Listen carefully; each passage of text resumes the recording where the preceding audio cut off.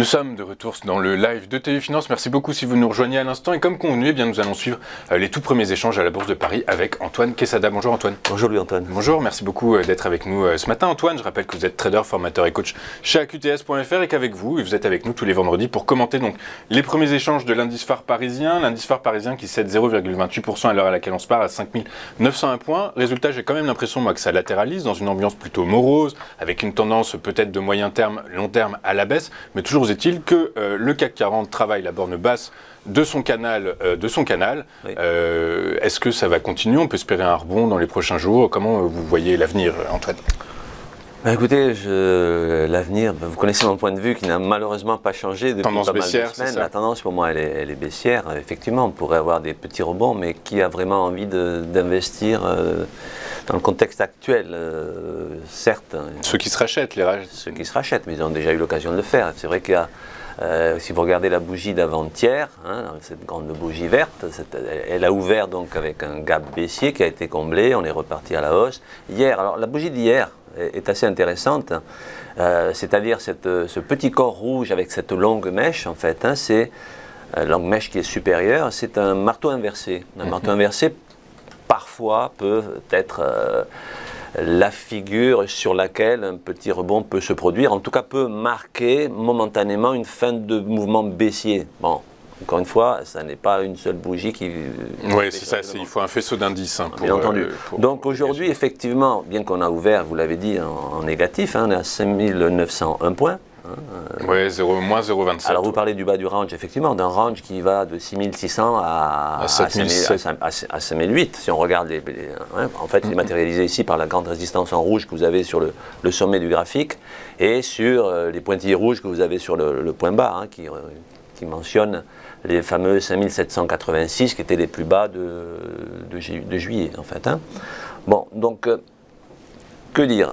Les différentes obliques que j'avais tracées, qui sont là sur le graphique, j'ai rajouté certaines choses dont je vais parler là rapidement, mais les différentes obliques, dont une plutôt de long terme qui est là en pointillé noir qui passe sur le graphique, a tenu un petit peu, déjà hier et avant-hier. Elle passe sur les 5915 points que j'avais évoqués la semaine dernière comme étant potentiellement, si on venait à casser la grande oblique en noir qui finalement n'a pas tenu. Rappelez-vous, je vous avais dit, effectivement, c'est une oblique sur laquelle on pouvait rebondir. On avait déjà rebondi à plusieurs reprises, mais on a fini par la casser. Ça n'est qu'une oblique sur un graphique journalier, alors que la tendance de plus long terme, elle est baissière. En hebdo et encore une fois, c'est comme une belle journée en plein hiver. C'est pas parce qu'on a une belle journée en plein hiver que l'été arrive. Il faut enlever son pull. Par exemple. Voilà. Momentanément, si, à court terme, oui, mais pas à long terme. Donc bref, on descend, et bon, on continue à descendre. On s'est appuyé hier et avant-hier donc, sur cette oblique de long terme qui malheureusement de long terme, oui, parce qu'elle est issue d'un graphique tracé sur de l'hebdomadaire, mais qui malheureusement ne devrait pas tenir, encore une fois. Moi, ce que je constate ici, j'ai eu l'occasion d'en parler ces derniers jours sur les réseaux sociaux qui me suivent un petit peu, et il y a une figure ici, qui est une figure de retournement à la baisse, dans une tendance qui était déjà baissière, qui s'appelle une tasse à séquence. En fait, c'est comme un double sommet. Ça, c'est intéressant. Une tasse à séquence inversée. C'est-à-dire que, normalement, une tasse à séquence, c'est quoi? C'est comme un double creux. Donc la tasse, et une anse, qui est un deuxième creux, nettement plus petite, donc en général on ne descend pas de plus de 50% du grand creux, mais c'est une figure très, très connue des chartistes. J'imagine. Voilà. Et donc en général, effectivement, la cassure de la ligne de cou, qu'on appelle à ce moment la ligne d'eau, il faut imaginer une tasse à rabord, avec de l'eau. Avec de l'eau ou du liquide, ou du thé, ou du café, et en général, lorsqu'on franchit cette ligne de cou, c'est comme la validation d'un double creux, c'est une figure de retournement à la hausse. Là, en l'occurrence, c'est une tasse avec anse inversée, c'est-à-dire le grand sommet, le petit sommet. Et donc la cassure de la ligne de cou matérialise une continuation de la baisse, en fait, et donne un objectif théorique de baisse. Donc Antoine, on a bien compris que votre stratégie se détermine à partir d'un faisceau d'indices, et notamment de divergence. Vous cherchez des niveaux, des indices divergents. Absolument. Est-ce que vous en avez identifié là aujourd'hui? Oui, il y en a un ici. Je ne l'ai pas tracé parce que le but, c'est pas pour moi de faire un cours, mais dites-vous que lorsque j'ai une conviction très forte sur une situation, elle n'est pas simplement issue de ma réflexion ou de mon optimisme ou de mon pessimisme. En général, c'est la conséquence d'un faisceau d'indicateurs techniques qui proviennent de ma méthode, c'est-à-dire de la construction de mon schéma, de mon système en fait. Et donc là, très clairement, avec votre schéma et votre système, qu'est-ce que vous anticipez pour aujourd'hui et pour les prochaines séances? Est-ce qu'il faut continuer à faire de l'intraday,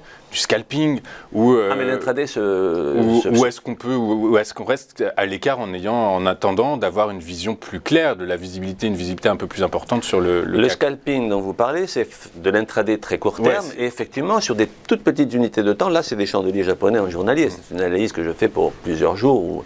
Mais si on travaillait sur un graphique en 15 minutes, voire en 10 minutes ou 5 minutes, effectivement, on peut avoir des notions de divergence qui peuvent donner des signaux d'achat ou de vente. D'achat ou de vente à court terme. Donc là, pour en revenir quand même sur cette figure en tasse-séquence inversée, qui normalement, pour être beaucoup plus puissante, devrait être sur des grands sommets de très long terme. Là, le sommet, c'était les 6608. La ligne de coup, elle passe ici en pointillé bleu que vous avez là, qui est à 6009 points. Et le fait d'avoir clôturé il y a 3 jours en dessous validait cette figure.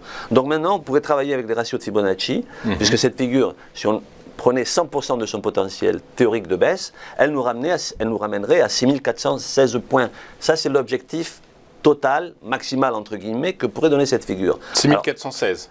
6416 points, les 100%. Ça, c'est encore une fois les 100%. Alors vous remarquerez ici que, pur hasard, mais ça n'est pas un hasard, les fameux pointillés rouges que vous avez en ligne horizontale ici sous les cours représentent, comme par hasard entre guillemets, les 38,2% de Fibonacci, c'est-à-dire les 5783 par rapport à 5786. Donc il me paraît assez cohérent, très probable même, que l'on aille à minima chercher les fameux points bas de cet été, les 5786, les 5800 dont tout le monde parle à juste titre, parce que c'est cette zone de 5800. C'est la borne basse du canal de latéralisation, de la figure de latéralisation. En fait, il faut s'attendre à ce que la latéralisation se poursuive en réalité avec en ce moment un indice parisien qui travaille plus la limite basse que la limite haute. Et c'est tout à fait normal avec, je dirais, la salve d'indicateurs macro-géopolitiques, sanitaires qui nous viennent des quatre coins du monde. En fait, tout à fait. Mais cette latéralisation, à un moment donné, elle prendra fin. Alors effectivement, il y a des rebonds qui pourraient se produire. La probabilité, malgré tout, à mes yeux, reste une tendance baissière, plutôt baissière. De revenir vraiment sur les bas de ce canal, entre guillemets, mais voire même de le casser à court ou moyen terme. Court ou moyen terme. Bah, écoutez, on verra bien. Merci beaucoup Antoine pour votre œil, votre analyse, cette présentation des faisceaux d'indices et le fait de la tasse inversée et le café. Tasse avec anse, pour ne pas se brûler les doigts. Merci beaucoup Antoine d'avoir été avec nous ce matin. Je rappelle que vous êtes trader, formateur et coach chez AQTS.fr. On va marquer une courte pause et juste après, nous retrouverons Benoît Fernandez-Rioux dans les Market Movers. À tout de suite sur Téléfinance.